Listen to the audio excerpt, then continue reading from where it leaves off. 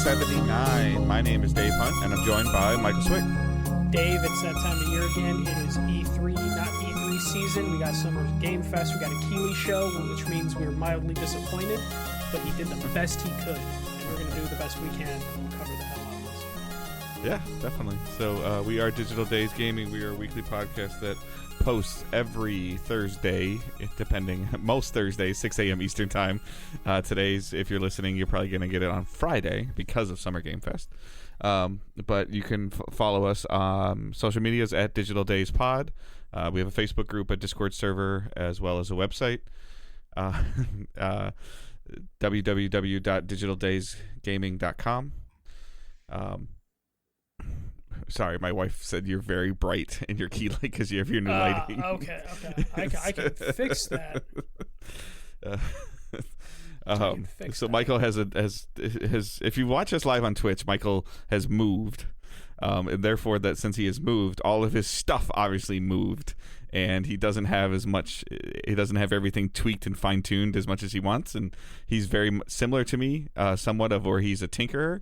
However, he is an impulse tinkerer. No, I'm actually very calculated. I'm just brighter than usual just because there's no window in my office. So what I mean by impulse is that the Michael of like maybe a year and a half ago or 2 years ago would have bought your key light and left it in the box until next week. I would have opened it, not set it up. Yeah, because I do like to open things.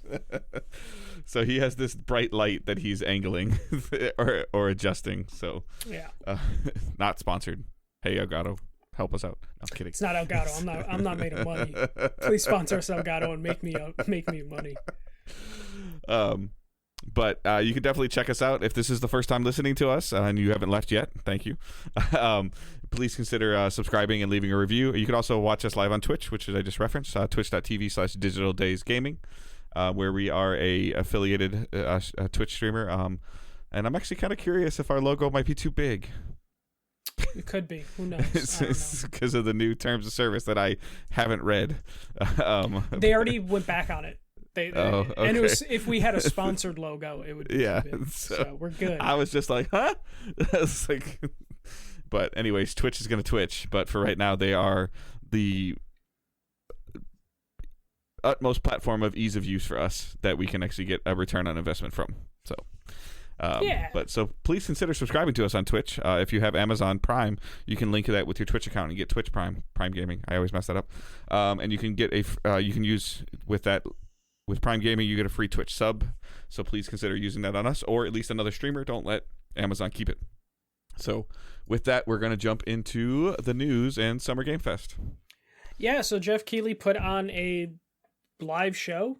We knew there was going to be a live audience because they were selling tickets about a month ago. I don't know if everyone got what they paid for, but they definitely got an in-person event. And I'm sorry if I sound down about it. The event was fine, but we'll go over the stuff and you'll kind of see why I'm a little snippy with some of the stuff. But again, not fully snippy, just a little bit. But we'll go through some of the surprise announcements. We'll just start going through them one by one, starting from the top, which is a Prince of Persia: The Lost Crown reveal from Ubisoft, which I believe, Dave, we said like, oh, Prince of Persia's not showing up at Ubisoft Forward, but we were talking about the remake. This is a new Prince of Persia coming January 2024. This looks really cool. Yes. Like, I'm very it's a side scroller. So most of you know that have listened to me for a while or listened to us for a while know that I like side scrollers, and it sounds like it's going to have some Metroidvania aspects to it as well. Mm-hmm. So I thought that looked really cool. I think Boss it had battles? the right. Yep, I think it had the right animation. But kind of the like for me the type of game that I've been liking lately and enjoying seeing, similar to your League of Legends games that you were talking about last week, which is still lingering in my mind and intriguing me to buy, but I'm waiting for my Rogue handheld. Like this is right up my alley of something that I think I can pick up and I don't even know, like I guess I'd almost feel comfortable like $50, 40 to 50. I could see this being a $30, maybe $40. Okay. Yeah, that's what I'm comfortable with. Yeah, and being done in 8 to 10 hours. Yeah, nothing too long, nothing too crazy. Yeah. It's coming out January 18th of next year. I think this is a good like make good Yeah. for the Prince of Persia fans. It's like the Prince of Persia fans have gotten the bad news of like, hey, here's a remake. Hey, the remake looks like shit. Hey, the remake is now on hold. We'll get to it eventually, and it seems like in between that chaos of the last, what, Dave, like 2 years since it was announced, that they were able to put this together, which I would assume. I was going to ask, do you think this is in replacement of or in addition to the Prince of Persia remake? I don't think it's a replacement of, because I think Ubisoft as a big company kind of have to deliver on Prince of Persia, whether it's on like normal people time or Ubisoft time. Like I think the remake will come eventually. I think this is legitimately like a make good of like, hey, hold on, here's some Prince of Persia. If this takes off, it's a replacement. Like if this is really successful, ends up, killing it like with critics and sells really well. I think it's a replacement. I think this is they pivoted. I think that this is the development hell we were hearing about of Ubisoft wanting a new narrative direction, and a new kind of cadence to their games, and the new genre fighting the old genre, and them having to come out and say, hey, like we had to kind of go back to 10% of the game and redo the rest, the other 90%, and this is what it turned into. That's my guess. This is two developers or two creative producers fighting, and this is why this game was in development hell, because one guy probably wanted to do this and the other guy wanted to do like a reimagining of the original. I don't think there would be infighting like that just because we're talking about like two different budgets, though I could totally see Ubisoft being like, let's go with that idea that's going to be significantly cheaper than like a like full 3D open world remake, or not open world, but this definitely is the more budget friendly one. So I could see the infighting being like, hey, we could give you the budget for your Prince of Persia idea, but this one is quicker turnaround time and it's not going to cost us an arm and a leg. And if it flops, it's not going to like destroy us in like our earning reports. It would be a shame if it is a replacement, but I really think it could be a replacement depending on how well it does. And I think this will probably do well. Yeah, I don't remember seeing the studio that was doing it though. Did it? I don't.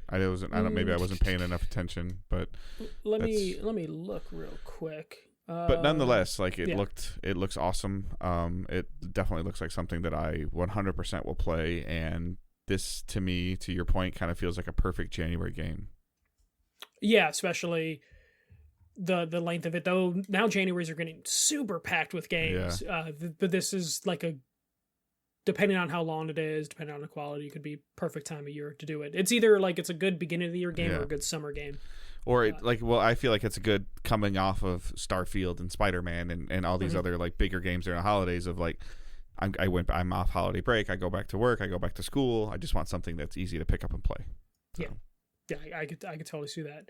I'm trying to see. Ubisoft just has their name on it. So at least in the trailer that I'm looking at, there's no other studio name. And I don't want to spend like 5 minutes on everything. That's because we'll be here forever. But oh, don't worry, we won't. We won't spend 5 minutes on everything. This has me even a little bit This actually increased my excitement for the Ubisoft Forward a little bit more, because now these are two relatively large things that they've gotten out of the way. What was the first one? They revealed the release date for Mirage. And they showed it. Completely. So from the PlayStation showcase, so now they've gotten the announcements kind of out of the way, which I'm hoping maybe we get a little bit more of a deeper dive in Prince of Persia and Mirage during the show versus, hey, the game exists and it comes out in 6 months and we don't know anything about it. So now, hey, the game exists. Come see us. Come see more at the Ubisoft Forward. And it also intrigues me of like, what else are they showing that they're confident enough to show these outside of their showcase, because these could be gems of their showcase. I have a feeling, Dave, we're going to be happy and disappointed at the same time, because I think they're just going to go really deep on Avatar. Like, I think Avatar's and Division. Yeah, but I think Avatar's going to release sooner, and they're going to end up spending I think something from the Division is out before Labor Day. Whether it's the mobile game or it's Heartland, one of the two is out before Labor Day. So, like, if it turns out Ubisoft Forward is 40% Division, 40% Avatar, 20% here's more Assassin's Creed, here's more of Prince of Persia, separate streams for those announced, because Assassin's Creed's big enough that they've done their own Assassin's Creed streams. Yeah. That they could just do that, just to get it out of the way so they can have more time. Because I think Avatar is their thing of just like, hey, that is coming out this year, I think. And it is going to be important to them. Because there's nothing. I think it is coming this year though. Because if it wasn't, I think they would have put Prince of Persia like November 5th. Yeah. They move space. Yeah. For it, and Avatar is a big enough franchise. I mean, we're thinking Assassin's Creed like mid-November, right? Like normal. I thought they said October. Like they gave that a date. Oh, late like October, like October 25th or something, probably. Something like that. Or 12th. I'm beginning. Okay. I'm gonna look it up right now, Dave. You got me googling. October 12th. Yeah, but it was October. Okay. Yeah, look at you. So mid-November for an Avatar game. You know, like they've already missed the movie thing. So. Yeah, and they're gonna miss the Blu-ray release. It's already hitting digital.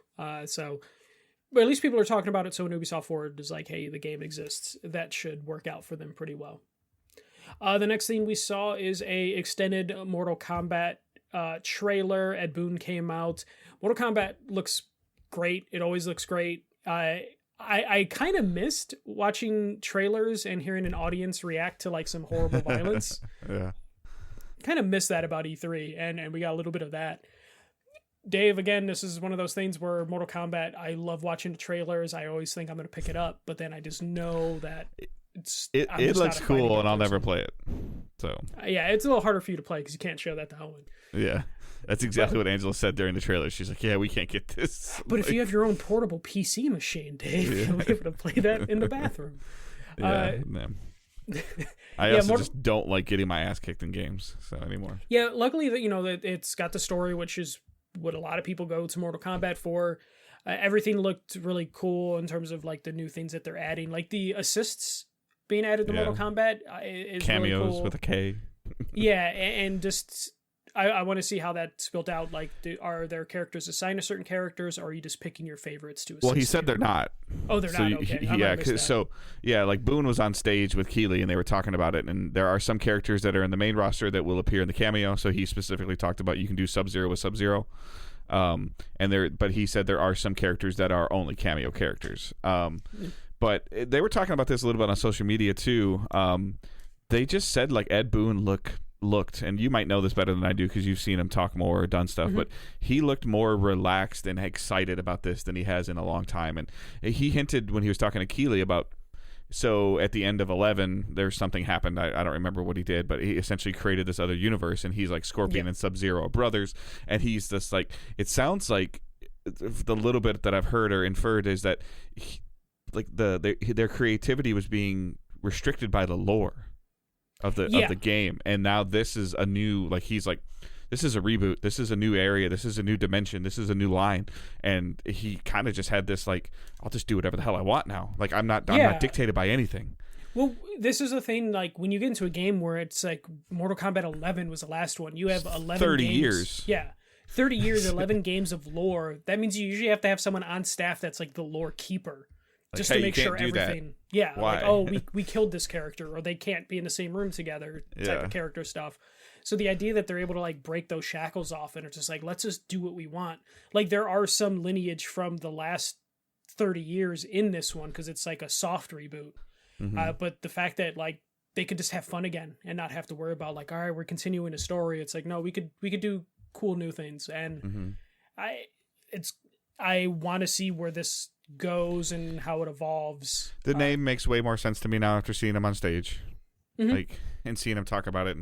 And again, I think it's something that's really cool, and I think it's a great opportunity to introduce more people to Mortal Kombat, as well as bring bring your Mortal Kombat lovers back to the table again every 4 years.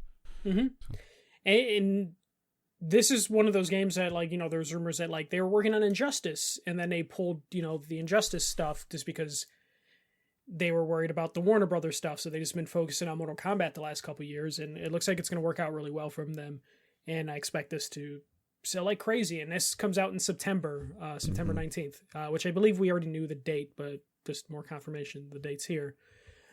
Really good trailer, really good showing. I'm looking forward to watching more of that. And it's making me want to go back and try and finish 9 and 10 and 11 just for the story stuff. But I also get to YouTube the cutscenes for that stuff if I want. But I think they were all on PS Plus at one point, so I'm pretty sure I own all of them, so I could just go through them. Next bit, we got a little Path of Exile 2 trailer. It's funny seeing Path of Exile 2, like with Diablo popping up all over the place. So when I first saw it like offhand, I'm like, oh, Diablo DLC already? It's like, no, it's Path of Exile 2. And that's not a shot to Path of Exile. Yeah. It's just, I almost feel like it's bad timing. On the heels of Diablo doing as well as it's doing in this 10-day run or whatever, 7-day run. It just kind of fell a little flat to me. Just a little bit. The game still looks good. Like if you put it in a vacuum, it looks fantastic. So not much to talk about there. It is coming out July 18th, so that's coming out super soon from them. Again, that might just be bad timing on their part because Diablo is like this big game that's reviewing pretty well. Next thing we got was a kind of a cool like skin DLC announcement, but Street Fighter is going to collaborate with Exoprimal, so there's going to be some Street Fighter skins for your Exoprimal dudes, and how do you feel about collaborations and stuff being announced before the game's out? I don't mind because they didn't really talk about like what this is going to cost or if it's going to cost anything, because we've seen like none of the alloy skins in Monster Hunter cost money. Like, no, I know they didn't cost, but at least Monster Hunter was out and established, and then it was like, hey, here's another cool thing, and here's another cool thing, and here's another cool thing, versus now where it's like this game's not even out and they're like, here's a cool thing, and I guess it's going to help pre-orders or help Game Pass subscriptions. Yeah, I think they're trying to like drum up excitement. I think you almost have to do this for live service games or multiplayer games because it's not quite live service, but you have to give reason to people to purchase your game and also to keep it and to keep with it. And right now they're trying to, kill two birds with one stone, because if you wait too long, like not everyone pays attention to the game 2 weeks after they get it. Like they play it, they flip it real quick, and then they move on and they're never going to YouTube it. So this is at least like, hey, buy the game. And also we plan to support this game through the autumn, which is when this like stuff comes out. And this is only what they're marking as like the collab one. So there's going to be other collaborations, hopefully with some franchises outside of Capcom, because I think that would be really cool, which is something Capcom's done before. But it looks pretty badass. I don't know. The Guile looked pretty cool. The Ryu looked good. But after that, we got some awkward celebrity time with Nicolas Cage. Dave, you probably fast forwarded through that a little bit. I mean, we kind of hung out and listened to it and just to see kind of what it was about. But yeah, Dead by Daylight doesn't do it for me anyway. So yeah, Dead by Daylight is going to get some Nick Cage DLC. Nick Cage, do you seem pretty cool on stage? They had an awkward like handshake fist bump. But for the most part, it was just here's another character coming to Dead by Daylight. Dead by Daylight's one of those franchises I wish I liked, because the people that do like it seem like they're having quite a bit of fun, but I just can't really get into it.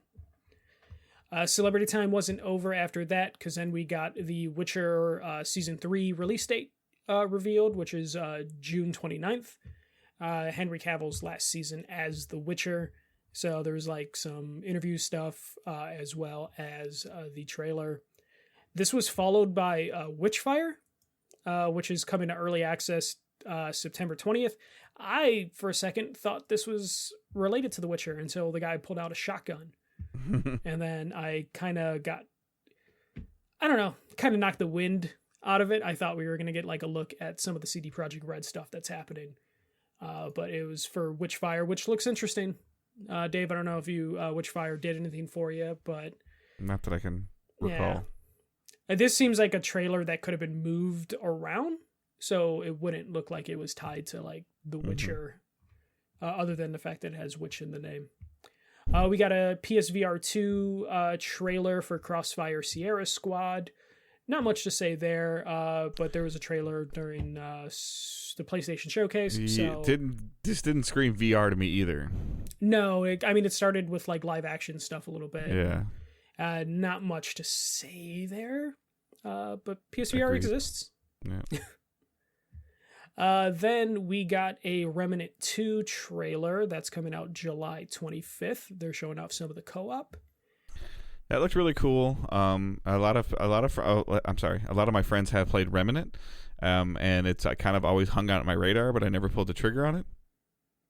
It's a very interesting.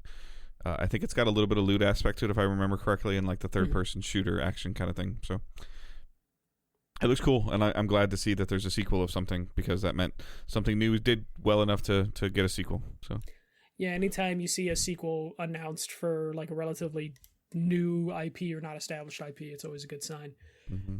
The trailer was followed up with some Sonic news. So they announced Sonic Superstars. This is a brand new game coming this fall or during autumn.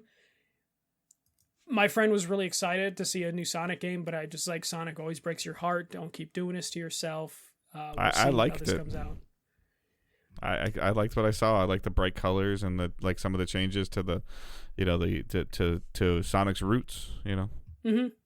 It does seem a little too soon after Sonic Frontiers, but also Sonic Frontiers didn't hit too much. So I feel like this, kind of like the Prince of Persia announcement, is just like, hey guys, here's something for the fans that might have been disappointed with like recent releases or recent news. I mean, it still looks good. Like it has the allure of most Sonic games they have. It's just a matter of like, will Sega be able to execute like the actual game? Because now they're chasing after Sonic Mania, which everyone loved. So they have to see if they can at least top that. Though I would say there's no good Sonic game. But I'm mostly trolling when I say that. Next game we got Honkai Star Rail Fans. Oh wait, sorry, I misread that. It's a Honkai Star Rail. The headline threw me off. This was kind of an anime-looking game. I honestly, Dave, as soon as I heard like the audio, I kind of just like looked away. I was just like, okay, I can take a break and continue working. Dave, did this anime game? No. Okay, we'll just move on from that. Sorry, I mean, I'm sure if you like those sort of games, it's cool. It's just me and Dave. There's not much for us to say when it's not something that like piques our interest.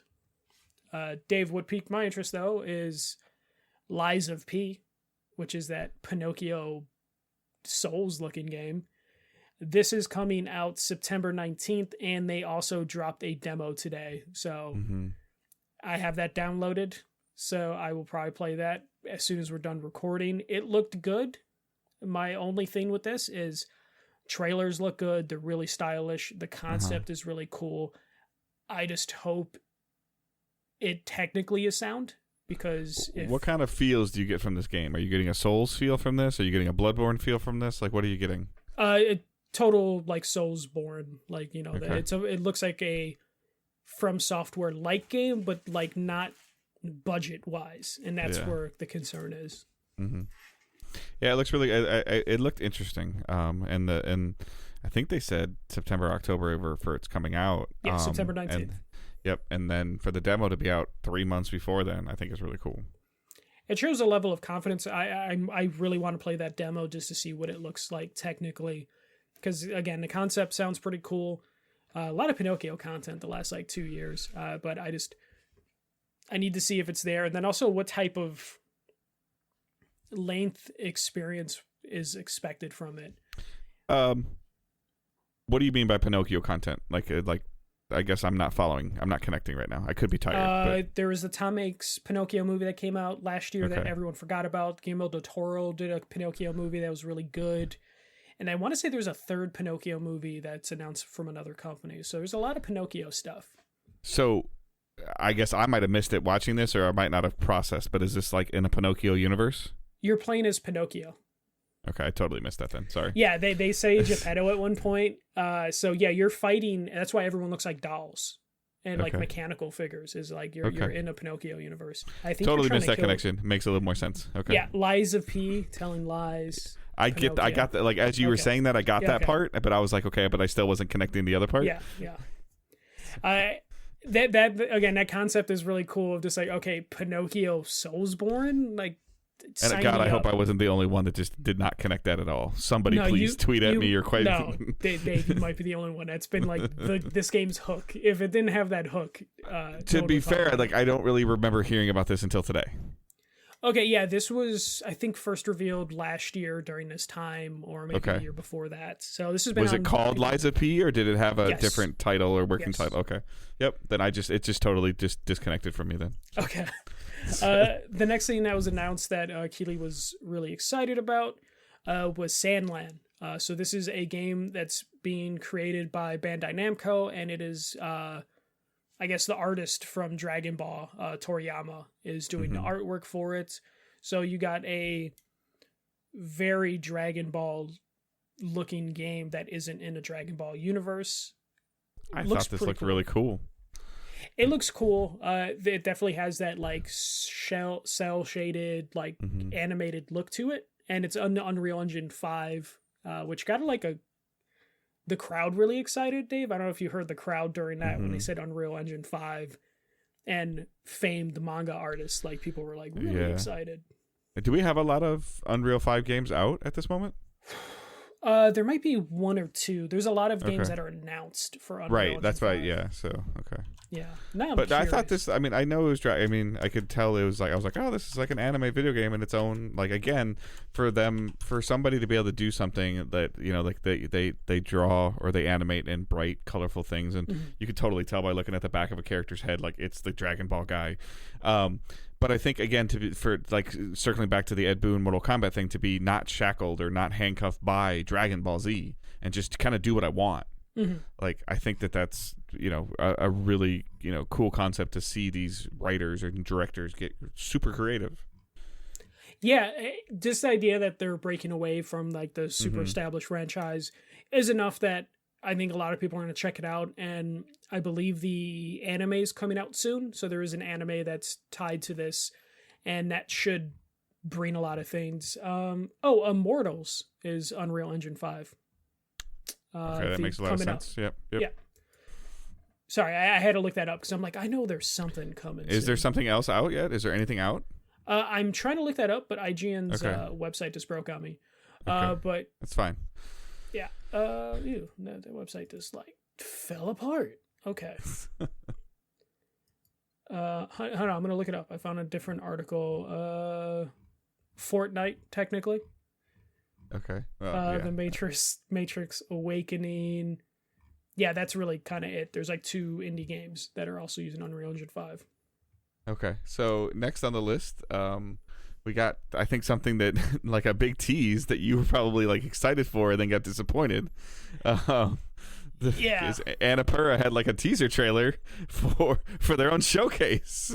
Yeah, it was a teaser for their own showcase, and Keely's like, you might see some hints in there, and it's just like footage of Stray, footage of Outer Wilds, basically footage of a bunch of release stuff, and disappointment. Though there was a little teaser at the end, but I couldn't figure out exactly what that is, and I'm sure someone's gonna be like, you idiot, that is obvious. What was that music at the beginning? I feel like that was like Nightmare Before, or was that, I don't know what it was, Nightmare Before Christmas, or there was like the music they played right at the beginning was like super. Oh, wasn't it the Nutcracker maybe sound? Yeah. But yeah, I look forward to the Annapurna showcase.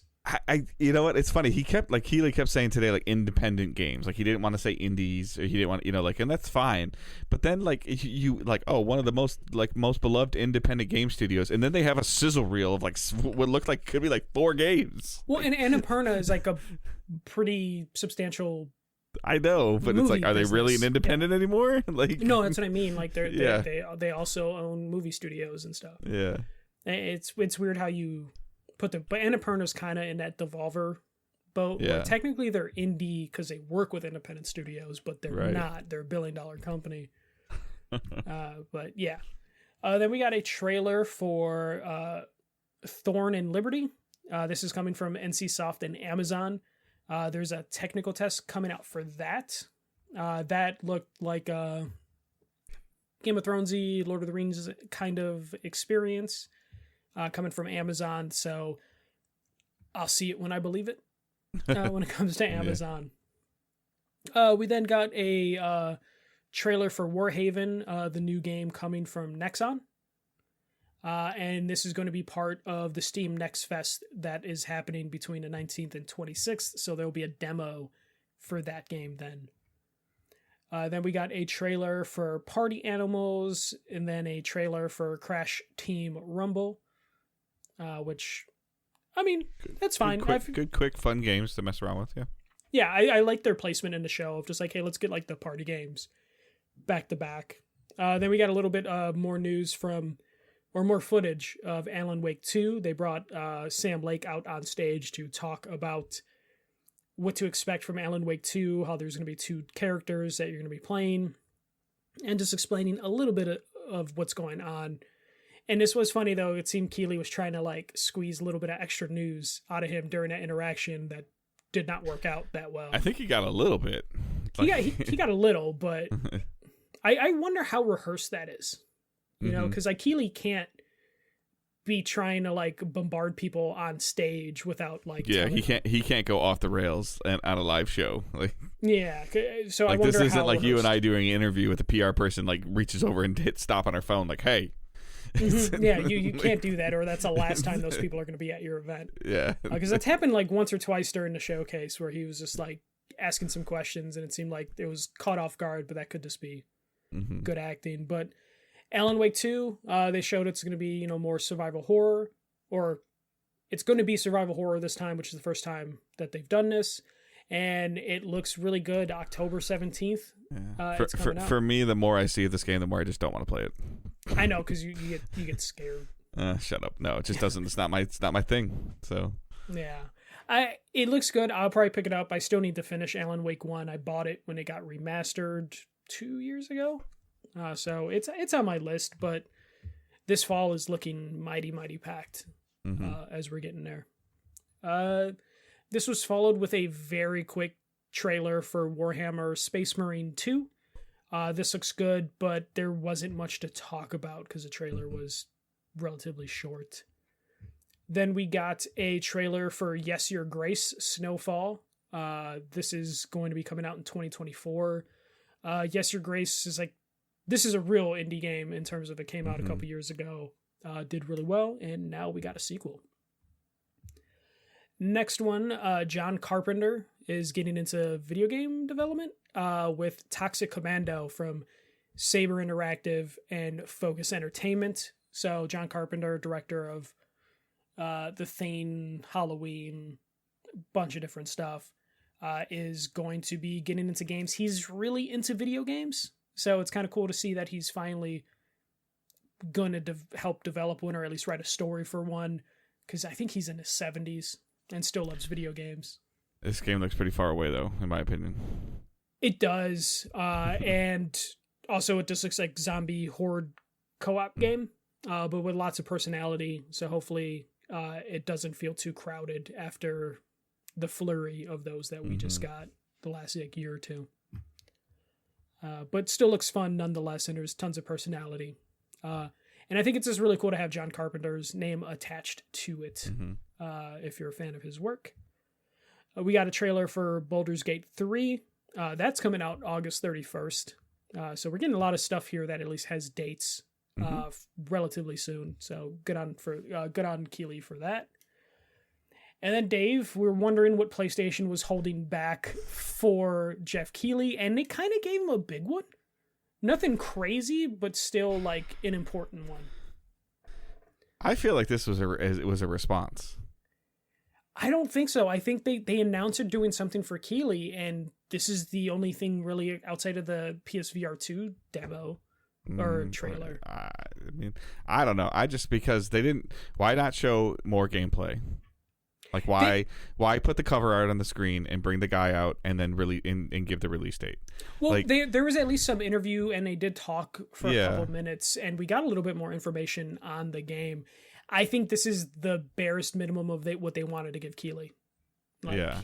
Everybody was all surprised about the Venom thing, but like my understanding, and I'm not a huge comic book person, but they kind of showed us the direction that they're not going to go with the first 2 games.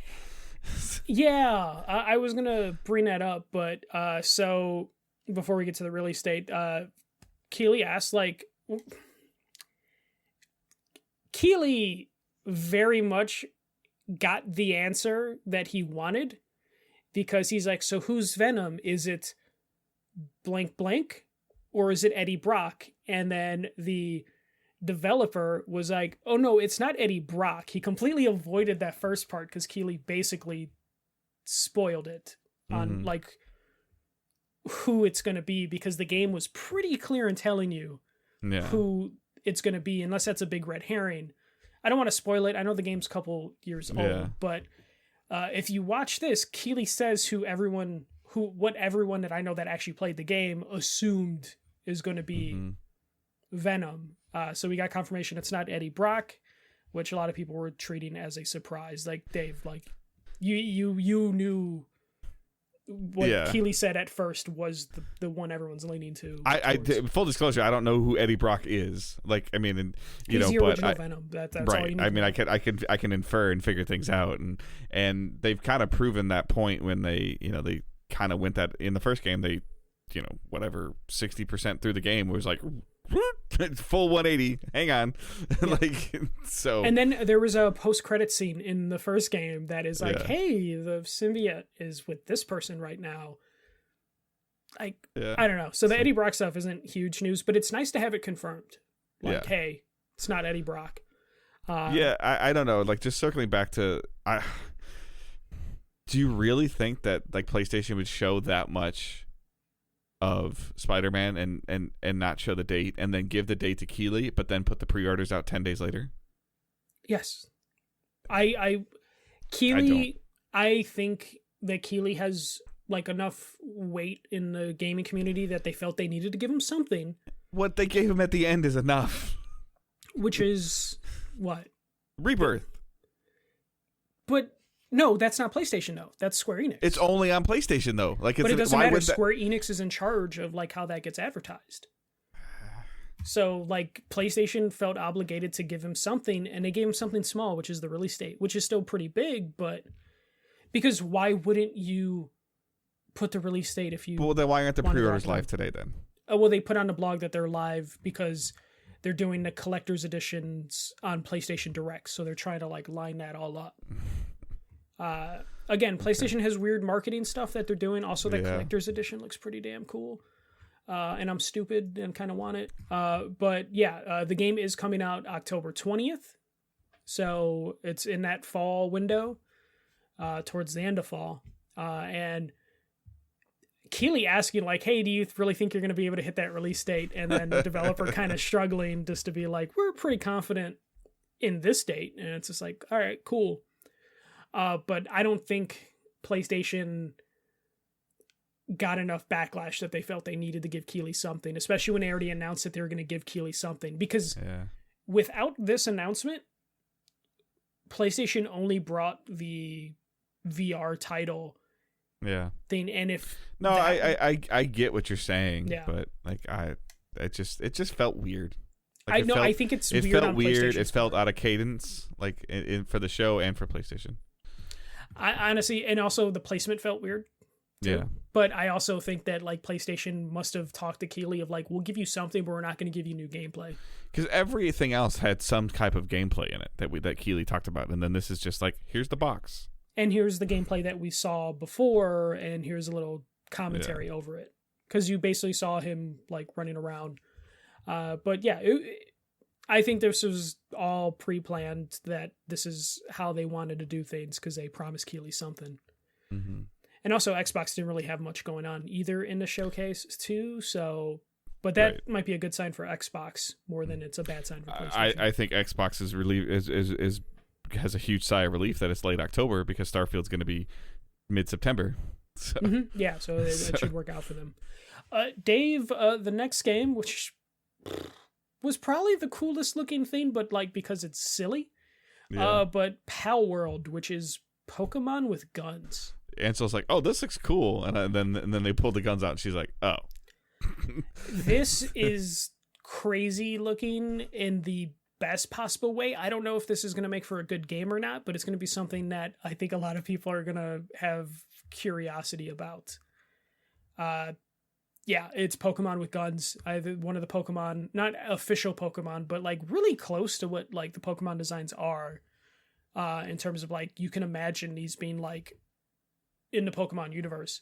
But yeah, this is gotta catch them all, gotta shoot them all. Like, this is, I can't wait to hear their theme song, because they hyped this about, they said Pokemon with guns. So we'll see what happens. Well, I'm sure Nintendo lawyers are looking very carefully at some. Gotta gun them all down. Yep, that song's gonna be great. The next thing is Morning Light for Black Desert Online, and this is arriving June 14th. Me and Dave know what Black Desert is, but yeah, this game, I don't think this game does, like, I think this game does okay in the US, but it must just do great everywhere else. Yeah, like we've tried, this company, PR company, have been super nice to us for a long time, and I think they know that they have a very, very niche audience, and they play to them to the T. Hey, I mean, any good MMO will be able to do that.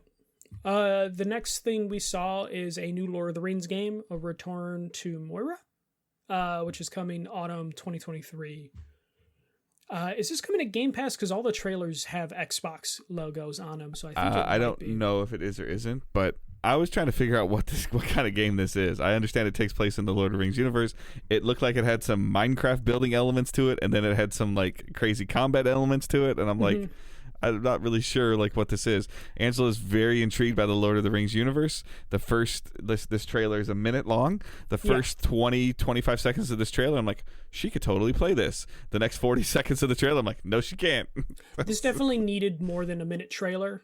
Yeah. But what they teased looks interesting enough that it piqued my interest. The next thing we got was Ever Crisis Final Fantasy VII game coming to iOS and Android. We'll just skip over that. Wait, hold up. So, did you see this trailer? A little bit, yes. It was very weird. Do you see the picture on the agenda you're looking at on the website? Just the cover thing where it's like where it shows. Okay, that does not look like it fits on a phone screen. No, it doesn't. That looks like that should be on a tablet. But yeah, hey. Or maybe your phone sideways and you have really thin thumbs. Yeah. I've seen mobile games. I respect mobile games. I don't really enjoy playing them. People were very excited about this in terms of, to your point, of some of the like live reactions from the crowd when they saw characters, and they reacted to that after they saw the word iOS/Android. So it looks really cool, but I've got a pretty damn big phone, and I still don't think that I'm going to be able to see all the stuff I want to see on this phone with my hands covering the bottom left and bottom right corners turned sideways. Yes. So, but needless to say, it's just. What did you think of Banishers: Ghosts of New Eden? I need to see more, but it looks intriguing enough to me. Okay, because this was one of those ones that didn't do much for me, but I saw it and I'm like, Dave would probably be maybe a little interested in this from a concept thing. But yeah, this is coming out towards the end of 2023, which honestly, with how packed it is, it'd probably be a 2024 game release-wise. After that, we got something that I was really interested in, Like a Dragon Gaiden, The Man Who Erased His Name. This is coming out November 9th. So this is going to be, I guess you can't call him Kiryu anymore because he got rid of his name. But this is a continuation of the Yakuza games. Obviously it's, going to have the Like a Dragon name now. Looks really cool. I love the title because it's just kind of long. Something about that title just kind of speaks to me for some reason. I'm just like, you know what? Give me that weird title. I think it's a really good use of the word Gaiden too, to draw certain players like Ninja Gaiden and stuff like that. Like, there's probably better meanings to it as well, like that I don't understand. So, but at least Like a Dragon, Gaiden, and then you have the title. There's enough there that like someone will stop at that box art or when they're looking at like the PlayStation Store. But yeah, this is one of 2 Like a Dragon games that are coming out in the next year or so. So interested in that, glad to see they're going to continue that. Then we got a game called Under the Waves coming August 29th. This is like an underwater game. Didn't see too much of this game. I just know it looks interesting. Like, it looks like he's kind of exploring some things, and then like somebody's not supposed to be there. I don't know if they were really showing a lot of gameplay or how it works, but the premise that they were trying to set up with some of the dialogue back and forth seemed like it was intriguing enough to me. Mm-hmm. Yeah, I mean, you like the underwater stuff, so this probably will have you checking it out closer to release. Mm-hmm. We got Call of Duty, just a new season of Warzone. We're getting a Call of Duty game this year, right? They said one is happening. He said it. Keeley said it too. Yep. Okay. So I mean, I guess we're gonna find out about a showcase for them in July or something like that. Yeah. So we'll find out soon. A game called Fae Farm was shown coming September 8th. Kind of like a cutesy looking game. Got a underwhelming Marvel Snap developer game announcement, but like a really interesting like interview segment leading into it. Do you play this game? No, people talked about it being super addicting, so I just kind of was like, let me just step away from this. Yeah. So I mean, it won like best mobile game of the year last year, and it looks like it's still holding strong. But yeah, I don't play it either. It's always looked super intriguing to me, but at the same time, I'm like you. I'm like, okay, one of two things is going to happen. Either I'm going to hate this game entirely, or I'm never not going to play anything else. Like, there's going to be no in between. Yep. Especially, I was really into Marvel Puzzle Quest, so the idea of like just another Marvel card collecting game. I mean, not another, but just like a Marvel game and card collecting, too much for me. We got a cinematic trailer for King Arthur Legends Rise. A lot of fantasy games. I forgot what the theme was last year. I think last year's theme was like space, and this year is fantasy. This game looks really cool. I understand it's just a cinematic trailer, but I like King Arthur's lore and things, and like the sword battle and the hack and slash. Like I definitely, this looks really cool. Yeah. After that, we got a trailer for the free-to-play Wayfinder game on PC coming out later this year. Still high on my list. Still high on your list. Yeah, where was this first shown? Was it last year's? This is it was at the Game Awards in December. This is the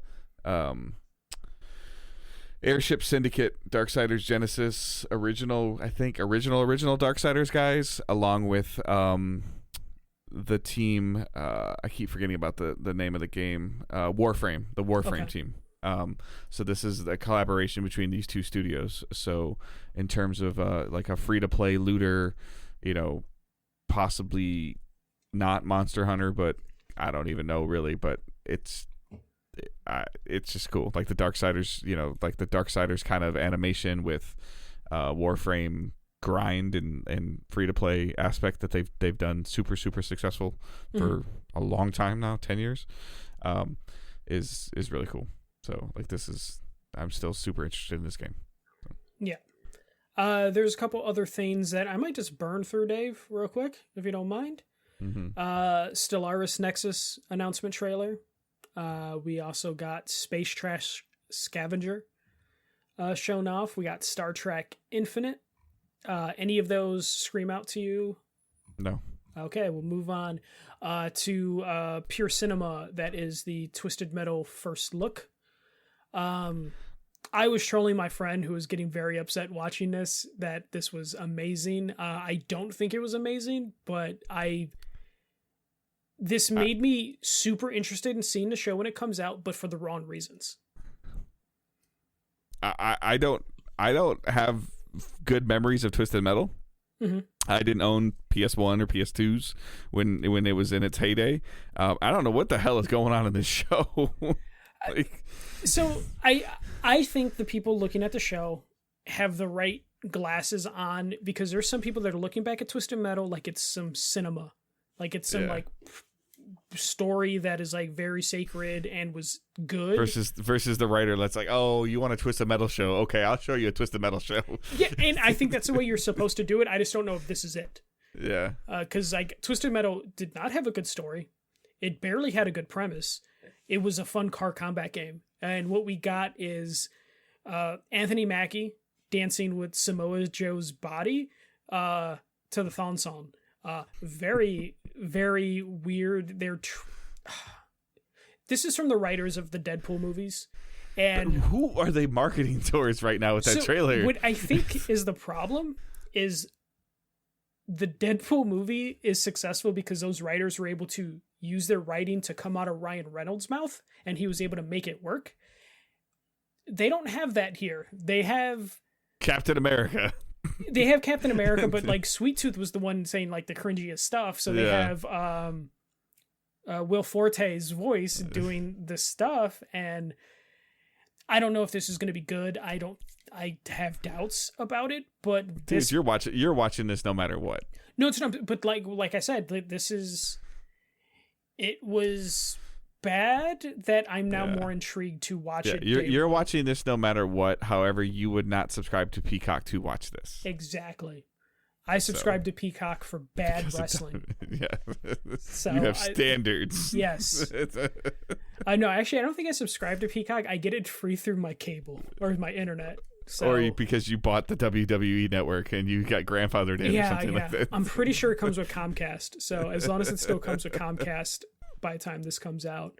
I still think that like because they're not releasing it every week, that they're just dumping them all on July 27th. That's because they don't have confidence in this lasting. Just get it out.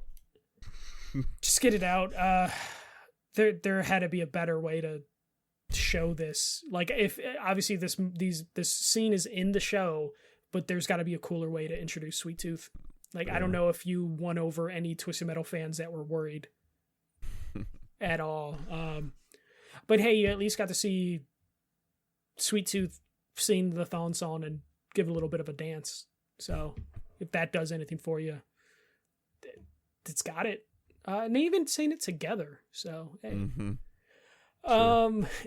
The next thing we got is Lisfanga, the Time Shift Warrior. I thought this looked really. I thought this is like an asymmetrical. Okay. That you can clone yourself and fight. The problem is this followed the Twisted Metal thing, and me and my friend just had like a 5-10 minute discussion about what was wrong with the Twisted Metal thing that we completely. I mean, click on the trailer and then just go to like the middle. Like after the little ad plays or whatever, like just go to the middle. But this is like a top down like hack and slash. Like you die and you can start generating like a bigger army or something like that, and you can rewind time. And you rewind, you do something, and then you rewind back to the I get a little bit of like slight Hades vibes to this, like a little bit, versus like a spin on a roguelike where you go out and do something, you rewind time, and then I'm sorry, let me start over. You go up and to the left and you do something and you rewind time, and then you go straight ahead and do something and rewind time, and then go to the right and do it, and then when you execute it, all three of you go out at the same time. Yeah, so it's funny that you mention Hades. I remember seeing this in the background, and I thought it was a new trailer for Hades for a second, and then it started to shift time, and then I was like, "That's not Hades." Yeah. So I mean, I think this looks really cool. Like this was like the little shining trophy for me from this show. Yeah, this looks pretty cool. I probably shouldn't have focused too much on Twisted Metal, but there's a point here, like on one of the trailers, where I just stopped it, where there's like 1, 2, 3, 4, 5, 6. There's 7 of the characters on the screen. That's a cool concept. I want to see that play out then. Yeah.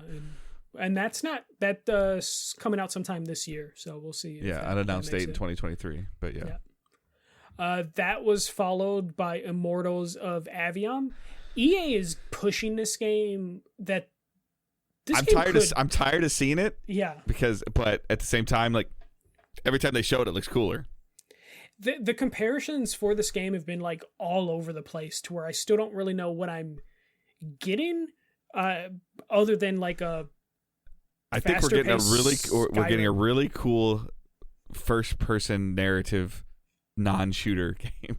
But people have been people vote Call of Duty with magic out there, and it's fast paced, not Call of Duty fast paced, but we got Gina Torres. Seems like she plays a big role in this game, so you hear her voice, which is perfect voice for narrating a video game.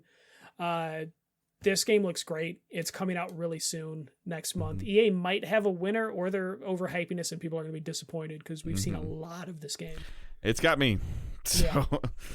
Yeah. And this is going to be a full like $60, $70 release, right? I believe so, yes. Okay, yeah. I might pick it up. We might end up putting this on a joint account for us to give it a shot. After that, we got a Fortnite Chapter 4 Season 3 trailer. It's been called it is a $69.99. It's a $70 game. Okay. So. $60 on PC. You got something handheld to play on. So we got Fortnite Wilds announced. Dinosaurs and Optimus Prime coming to Fortnite. They can do whatever they want. I will say I was disappointed in the trailer when Optimus Prime was just normal human size. Yeah, no voice acting, no talking, no sound. Yeah. I know it'd break the game to have him be like his actual size. I know, but not even a transforming sound like. That's got to be in there somewhere. You're gonna have to pay for that sound. Yeah, because even my wife's like, if it has this voice, like. Yeah. All right, so we got the grand finale. Keely was very excited about this, and it is a pretty big thing for Summer Game Fest for an event that's still relatively, in its infancy. Final Fantasy VII Rebirth. So this is coming early 2024, and it is going to be on 2 discs. Trailer looked pretty cool. They talked a big game about how they're going to make small deviations from the story, but this trailer teased some big changes to some of the story stuff. Dave, what did you think of this 3-minute trailer? It made me want to go back and play Final Fantasy VII that I own, that I haven't completed. But then I had that same feeling of when I start playing, I'm like, I remember like it's a little bit of a, it's still an RPG. It's a little bit more of a grindy RPG than I want, JRPG kind of style. But the trailer looks so cool, and the fights look so amazing, and the voice acting looks so spot on. I don't care the size of the game, because if I buy it, I probably would buy it digitally. So that doesn't matter to me. Did they announce if this is still going to be a trilogy, or it being 2 discs? I almost feel like this is it. Yeah, until they release another piece of story content DLC like they did for Final Fantasy VII. Yeah, that's gonna happen no matter what. No, but so, I mean this whole package is going to be a $300 package when it's done. Yeah, over under 150 gigs. It has to be over, right? Because it's on 2 discs. Red Dead Redemption 2, I know it didn't come on new consoles, but wasn't that on 2 discs? Was it Jedi Survivor? It was 120 gigs, right? Yeah. Yeah. So yeah, I guess it's got to be over 150. But yeah, Red Dead was 2 discs. It's got to be way over 150 though. Cyberpunk was 2 discs as well. Yeah, but it's got to be way over 150, right? I would imagine. This has got to be close to 200. Because I think each disc for a Blu-ray holds 50 to 60 gigabytes. So. Well, but Jedi Survivor didn't come on 2 discs. But did you have a huge online? Download. Okay. Yeah. Yeah. But yeah, this looked good. Do you feel like that they just do this because they're Final Fantasy and Final Fantasy VII came on multi-discs when it first came out? Sometimes I feel like that might be the case. But also, when it came to 16, they're bragging that hey, there's no day one patch. You'll be able to play the game from the from the start without having to connect to the internet and download anything. So I wonder if 16's got to be bigger than this, right? It depends on how much they plan to do. But I almost feel like this is them also being hey, it's going to be 2 discs. There probably won't be a day one patch. Hopefully not, if that 16 goes the way it goes. No, it's going to be 2 discs, and one comes out first, and then the other one comes out 4 months later. You got to cut your UPC off your case and put it in the mail, and then they'll mail you a replacement disc or a second disc. Scan the QR code to get disc 2 in 4 months. Then people will just go to the store and can't scan those codes. Yeah, this trailer looked great. It is funny though. We're a week away from Final Fantasy 16. Yeah, it's kind of weird. Yeah. Yeah, and they're already getting you moved on to the next one. But this is another thing that shows you that Keighley does have pretty good sway, because you got to be kidding me if PlayStation didn't want this. They probably wanted this over another 16 trailer at their showcase. So this is Keighley getting a big one to end the show. Does it make the whole show worth it? I don't know, because this is a known quantity, but still pretty good way to end the showcase. So I realized this when I was watching, and I don't think the showcase was bad. I don't think it was good. It was okay. Yeah.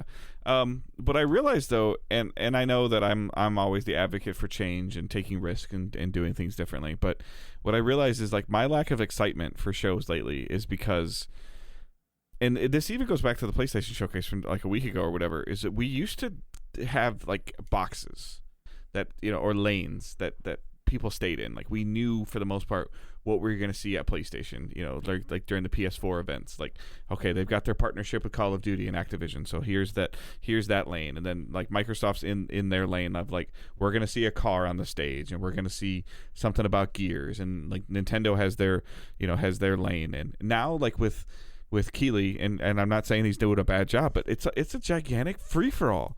Like, and there's no, within that box or within that lane, you'd get that little bump out of where you see the partnership with like a Bandai Namco or a Namco, I'm sorry, or you see, some other weird partnership. But we knew what EA was going to show us at EA Play. We knew what we are going to see from Ubisoft. We knew what we are going to see from Sony and Microsoft and Nintendo, et cetera, et cetera. Sure, you had little bumps in those boxes of like, oh, that was kind of interesting to see that at a PlayStation event, or how did that get to the Nintendo event?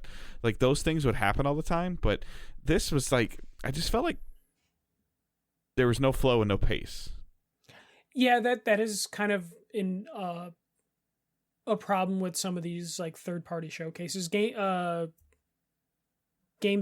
or whatever, that has this issue to where when you don't have the expected stuff, especially like, I think we'll go back to what you're used to once PlayStation gets their first parties like on track to start releasing stuff, and then Xbox would hopefully start their back to normal this Sunday, because their first party should be ready to announce stuff. But I think the last couple years, like, PlayStation basically released everything in 2018, and we're still recovering from that. And Xbox hasn't been able to do shit. Yeah, the big companies have lost their bumpers, and what I mean is like, okay, it's the ball's rolling to the left. Okay, it gets bumped by Gears or Halo when it was good, and now it starts rolling to the right. And while it's rolling to the right, you get a couple weird things shown to you, and then boom, there's Forza, and then it starts rolling to the left. And same thing with Sony. Like, okay, here's God of War. Okay, here's Spider-Man, and then in between that we saw, I don't even know, like Wonder Book.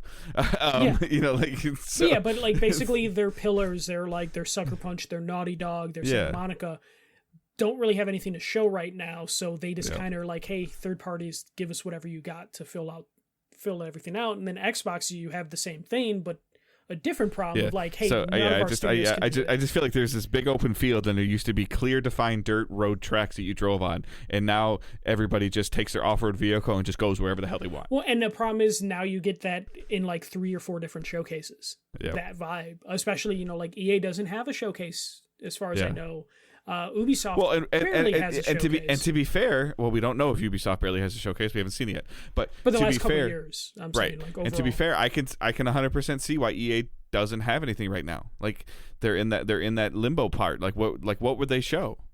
Like and PlayStation, like Battlefield? No. And that's why last year and the year before we got a lot of state of plays and not showcases from PlayStation. Is because they're like, hey, we don't have anything that can do a showcase. They're all the companies are out of balance, and they all need to. And I don't know if this is going to be good or bad, but I need to see more of that Prince of Persia style and that Labyrinth, or that that game, the Time Warp game style. Like, I need to see more solid filler than just them like, okay, here's an amazing thing, and come back and see us in 4.5 years. Well, and I think that's something that you're not going to get from PlayStation again, because that was the PS3 era of PlayStation, and they refused to go back to it.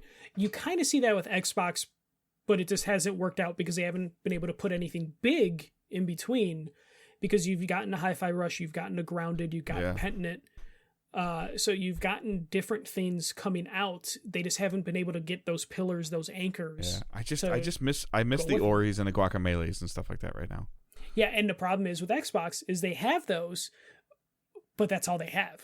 So they don't stand out as much. And then PlayStation is just like, hey, only AAA 99 Metacritic is going to matter. And then PlayStation in a couple years is like, if it's not multiplayer live service, it's not going to matter. So we're in like a weird time that, again, I think Xbox can start correcting that this Sunday, and then next year hopefully PlayStation's first party studios will be on track again, and then we'll get the correction there. And then of course we don't mention Nintendo, because Nintendo is the most consistent. They're the Cal Ripken of like fucking announcements and game development, so you know where they're going to be, like, and what their output's going to be. All right, Dave, what would you grade Summer Game Fest? We did grade B minus, PlayStation C plus, Showcase. B minus. I mean, they're like going back through the list again. There's 5 things that I saw today that I'll probably buy and play. So yeah, but nothing new really, right? Except like 2, 3 things. Yeah, I mean, I know I'm gonna play Immortals. I've already seen that. Spider-Man. I don't really count that as seeing that. Like, I'm not even counting that as something I'd play. I already determined that I would play that. But yeah, the possibly Remnant 2, but then the Under the Waves looks cool. And then the King Arthur game I think looks really cool. Wayfinder. I think I'm actually in a beta for that. I need to actually like dig into that some more. I know I signed up for something on that. And then this Lisfangia game. Yeah. The Time Shift Warrior. Like that's the thing that I hadn't heard of before that I would play. So, yeah, for me, so yeah, I would B minus. Yeah. Yeah, I would give him a C.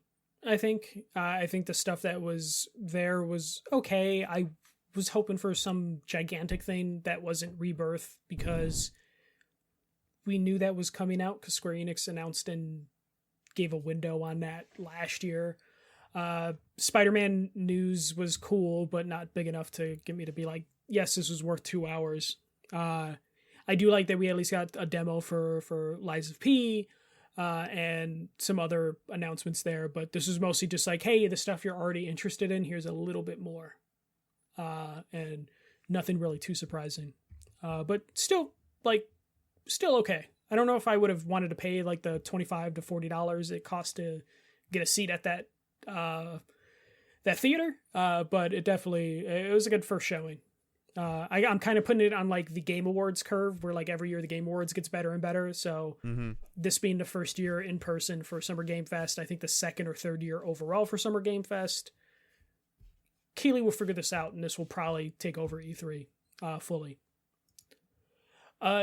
Dave, we're not going to talk too much more, but a couple things did leak today, or some things were announced post-show.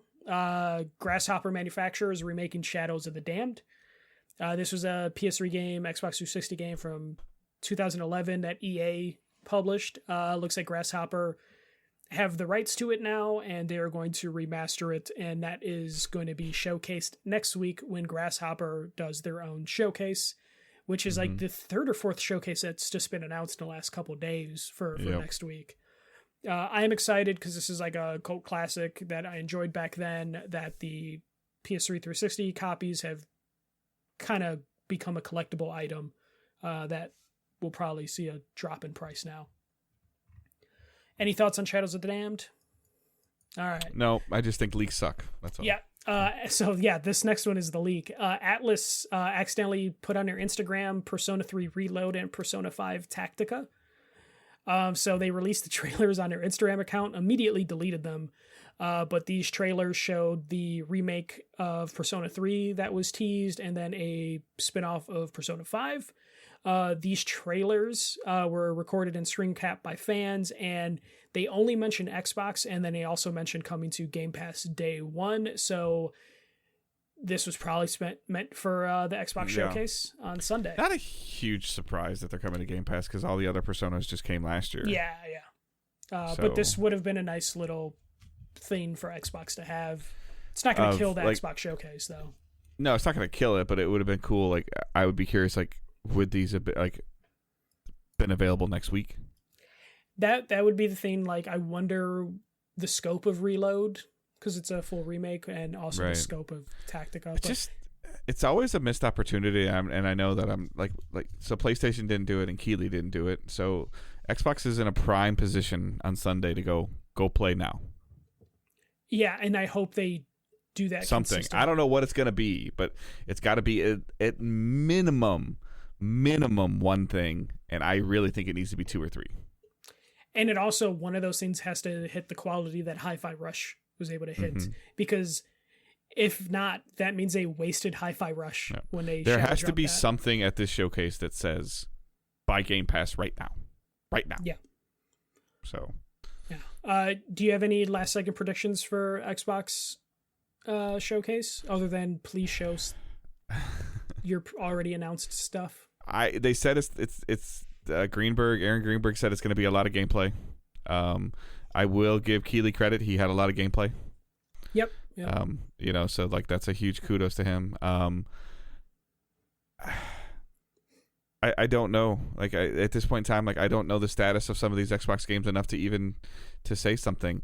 And 3 months ago, like I wouldn't have told you Hi-Fi Rush even existed. Mm-hmm. So I mean, at this point in time, like I don't know. Like I can't speak to it well enough. There's a part of me that thinks that there's, we didn't really talk about it, but there's something else smaller being worked on at Arcane already, or if not while this was being worked on, because we've heard that they didn't want to work on Redfall at all. Yeah, we might talk about that next week more in depth, depending on how the showcase goes. Yeah. They got to come out and swing, and they got to swing hard on the heels of Redfall. Like they have to. Yeah. And I don't know what punch they have. Like I there's no world that I can see Hellblade coming in the next 90 days. Hellblade 2. No, but if you told me that's like a holiday game, mm-hmm.